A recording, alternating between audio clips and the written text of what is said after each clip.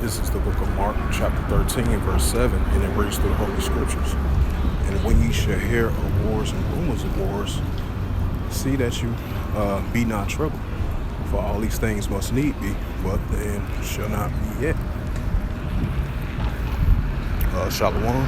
First and foremost, I'd like to give all praises and glory and honor to Yahweh, Ba'ashem, Yahweh Shai, Ba'ashem Akarkadash. Double honors to the elders for preaching his word truthfully and sincerely. And shalom to the Akim scattered through the four corners of the globe, preaching the word truthfully and sincerely. And I say shalom to you Akim out there.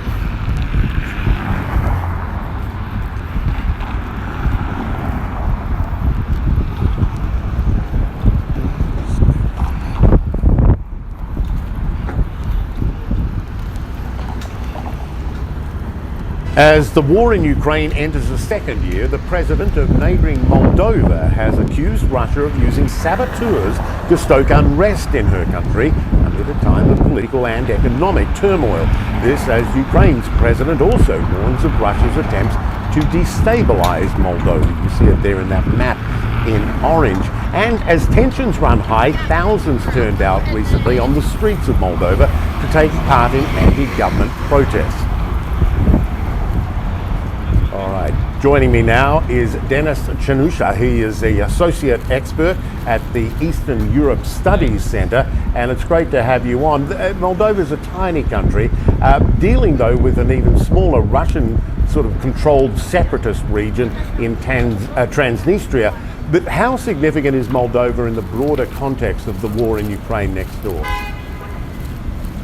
Well, Moldova is playing an important role for stabilizing the western flank of Ukraine, and we know very well that Transnistrian region that you mentioned has been representing a threat.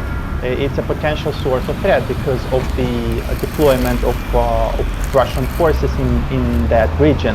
And at the same time, Moldova is very important because it is hosting Ukrainian refugees. It's one of the countries with the highest rate of Ukrainian refugees per capita.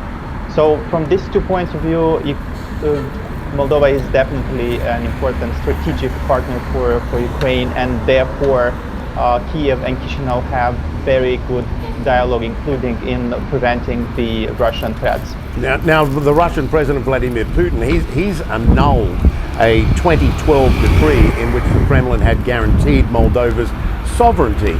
What is the messaging there? How nervous is Moldova about what Putin might do?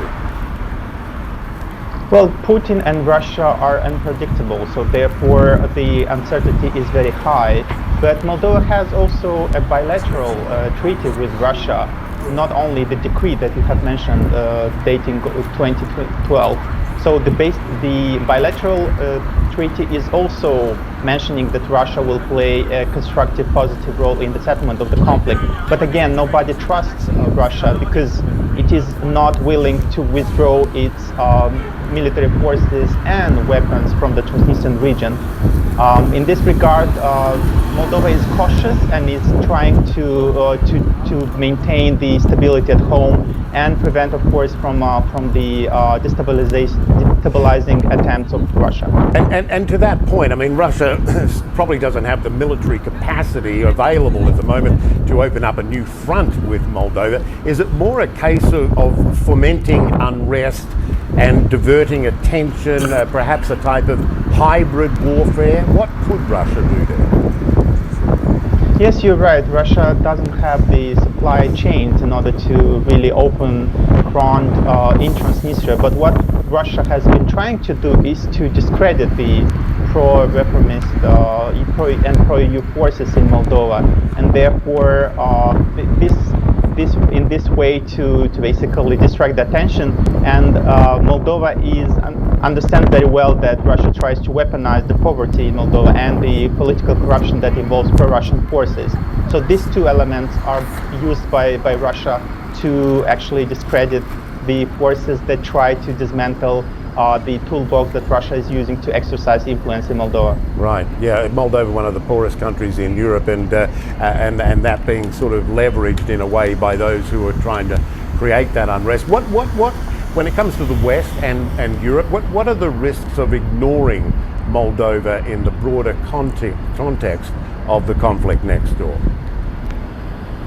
Well, the expanding of the instability in the region would be the first consequence of ignoring the situation in Moldova. But I believe that Moldova is not ignored.